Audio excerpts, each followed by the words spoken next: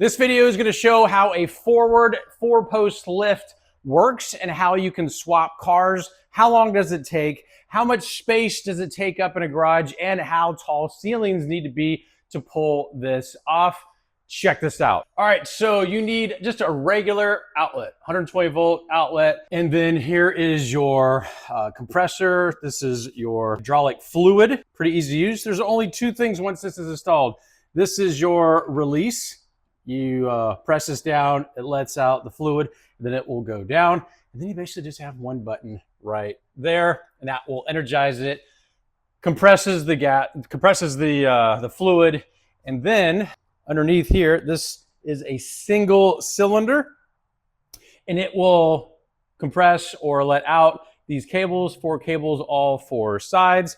And then in each one of these posts, there are latches, kind of hard to see. You can see those little square cutouts.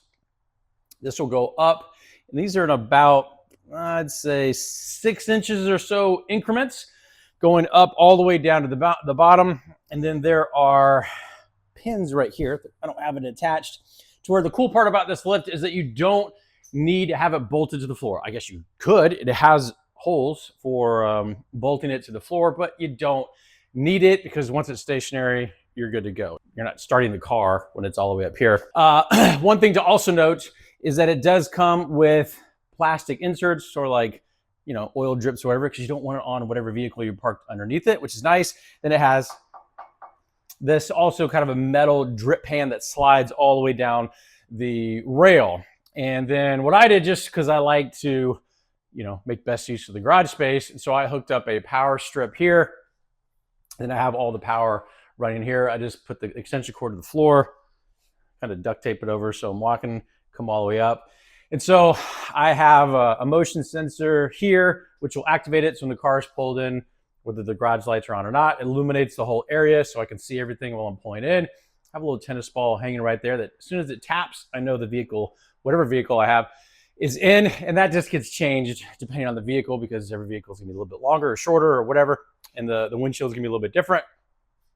And then just to really make best use of the garage space, I attached another surge protector here. So if I'm operating in the garage space and I want to kind of use this area to do whatever, I can do that.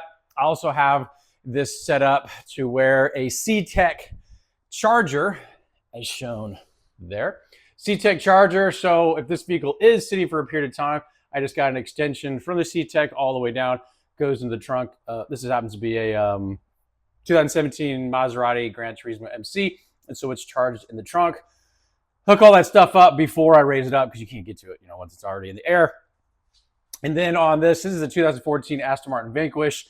This also has a charging port in the trunk, but it's on the other side. So when this vehicle is going up, which is what I'm actually doing, I'm swapping this up because I'm going to be putting an X pipe on this, just to really kind of make best use of what Aston Martin's all about from the sound standpoint. So when the Aston is in the air, then I can put the C-Tech on this side and run it all the way down and tie into the trunk right there so it stays charged. They might be wondering, like, how wide. So on this Gran Turismo, you can see the wheels. There's a little extra couple inches there. These actually have wheel spacers to kind of push it out, make it flush to the body panels, just so it not only rides, but looks like it should. Also, this Gran Turismo has been lowered a couple inches with Formula Dynamic, not only spacers, but lowering springs. So it takes some creativity getting it on the lift. I'll share how I do that here in a sec. And then if you do a power surge right here, like these are like right there, definitely fit. I took those out and put them back in. So it's like, I mean, your clearance here that's your clearance. I mean, when it's lowered, you're talking what, 3.5 inches, I think is what it is.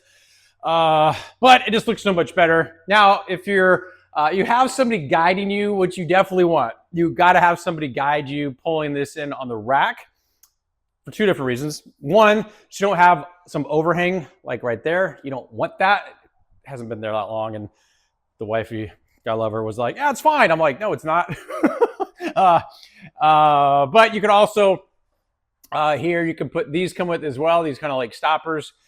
And then there is a ramp on the back. These, which are the ramps. And the cool part is that even on a lower vehicle like this, I just take them up there from a storage standpoint and have them faced in that way. This also has this bar right here, which is like a safety catch. So as it's going up, it's like click, click, click. It'll click into place.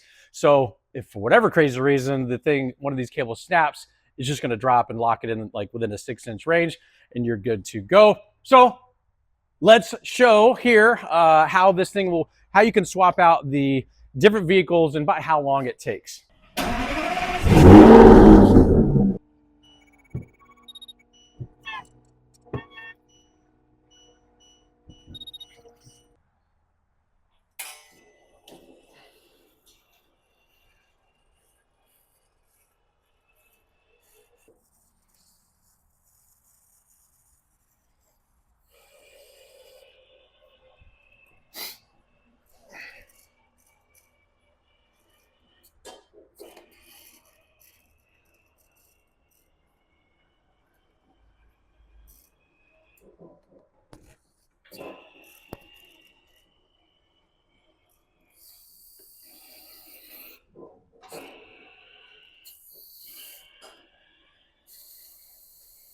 Now, before I lower it all the way down, because these floors have been coated, I'll put a towel down, then I'll lower it all the way down, and then I'll put the ramps on.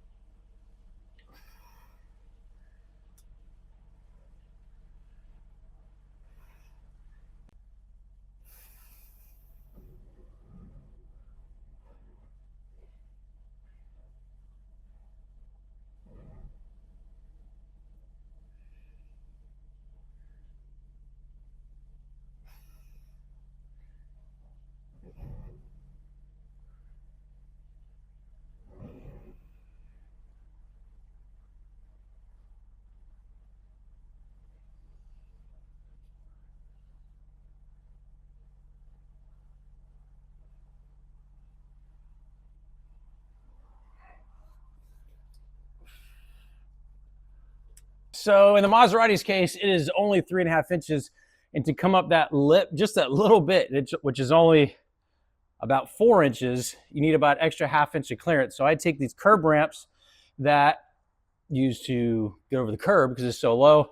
I slide it under this right here, and that kind of gives you an extra couple inches and kind of elongates your approach. You can clear it by about 1/2 to.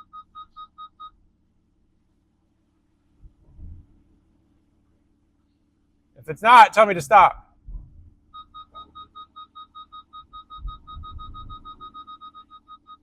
All right, so you can see this is a 2-person job if you care about your rims.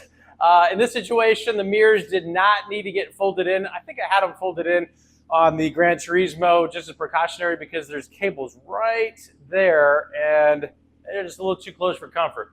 So here you're going to have some hangover on the front, but then going around to the rear, you can see we got plenty of room right there. See the doors right there. So this is some measurements here. So for a 2014 Vanquish and the lift to fit, you need 16 feet. 16 feet of clearance from when the door is shut to the very front of the vehicle all the way right there. Because you got some overhang here as noted. So the rack itself is not that long, but from the rear bumper on the rack all the way to the front bumper, 16 feet, and that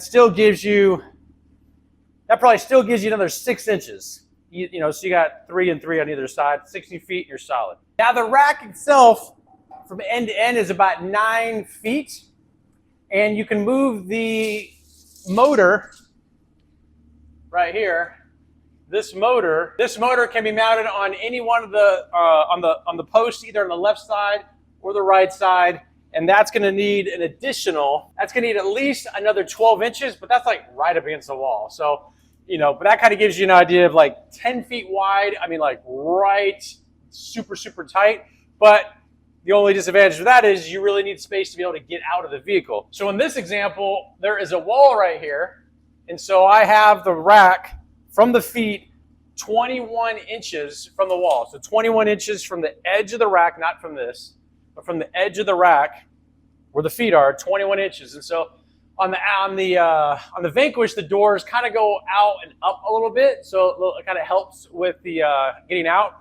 On the Granturismo, those doors are big and they just go straight out. So I put some padding right over here. I never hit it, but there's some padding that is like right there strategically. It's like garage padding for walls. It's like double-sided stickiness. And the cool part is like, if by chance the door opened and you weren't paying attention, it's going to hit this like foam and it's not going to do anything. So that's just another thing. If you are in like a tight area, that's how it can make it work. All right, now we're going to lift this thing up and then we're going to bring the Granturismo. But before it goes up, we're going to hook up the C-Tech in the trunk, connect it to the outlet that's right here, and then we'll put this baby in the air. So the cool part about these C-Tech is that they have these different adapters. This is the C-Tech adapter that goes straight in a regular cigarette lighter style. You can swap these out, so you can either connect directly to battery with either clamps, like alligator clips, or you can bolt it. And that's what it looks like. So you have a dedicated charger port right here, lights up, connected to this. And then when you turn this on, you want to make sure you have it set to illuminate where it has the vehicle and the AGM.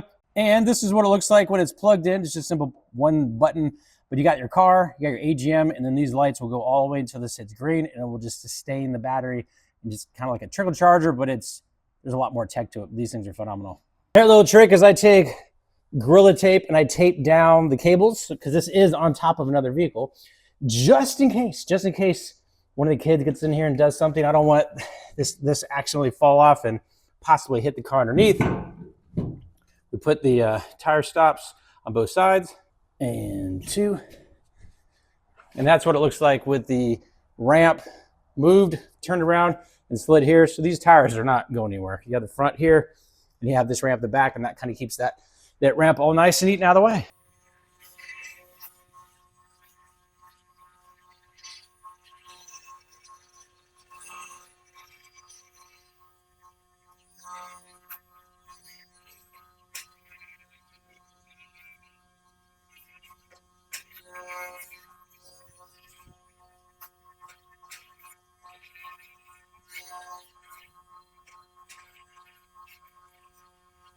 And that's how easy it is to put it up in the air to make room to put on this X-Pipe. Let's go check it out and see what all needs to be done. And here we are looking at these 2 catalytic converters that are they're unnecessary. Actually, there's a spec option in Germany, I believe, I've heard, that you can factory order this vehicle without the second set of catalytic converters. So these are not needed. They're not connected to a O2 sensor. All they do is just kind of, for the most part, baffle the noise, almost like a resonator. And so we got 6 bolts, 1, 2, 3, 4, 5, 6. This is going to come out actually 1, 2, 7, 8. These 2 are going to go out, and then the X-Pipe is going to go right here. Pretty simple job. We got a couple bolts right there, and then connecting to the exhaust right there, one side, 2 side, and then you know what's going to happen? Oh, it's going to be glorious. So subscribe, follow for more, because in the next video coming up soon, probably within a week, I'm going to do a decibel test with the vehicle at idle before as this is right here. And then we are going to do a how to do. So I'm going to do a tutorial on how to take this out, how to put the X-Pipe in, and then we're going to do a decibel test before or after that is installed. Do some road tests, see if there's any drone or sound or any extra that stuff. And then performance-wise, I know you're going to get some horsepower gain. I'm not really worried about that. It's a V12. It's got plenty of horsepower in my opinion. But looking for improved sound. And oh man, I can't wait. Subscribe, follow for more, and we'll see you soon.